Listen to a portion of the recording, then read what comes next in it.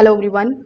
If your Whirlpool fridge is running but it is not cooling properly, it usually means that there is an airflow, temperature or sealed system issue. So in today's video, I will show you how you can diagnose the most common causes and restore proper cooling step by step. So first of all, you need to verify the control settings first. You need to check the refrigerator and the freezer controls haven't been accidentally adjusted. You can then set the fridge to the manufacturer's recommended cooling range. The incorrect settings can reduce the cooling performance significantly. If after doing the significant settings, the cooling improves, it means that the issue was configuration related.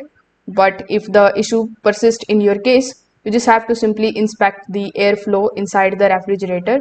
So proper cooling depends on the unrestricted air circulation. So inside your fridge, you just have to simply check for any blocked vents or overpacked cells or frost buildup around the vent or food obstructing airflow channels. The poor internal circulation can cause the warm temperatures even when the compressor runs. So restoring the airflow may quickly improve the cooling. Now, sometimes the dirty condenser coils force the refrigerator to work harder. So in this case, you just have to simply locate the coil underneath or behind the fridge, and then you just have to simply remove the dust or any kind of pet hairs or debris carefully. Heavy buildup can dramatically reduce cooling efficiency.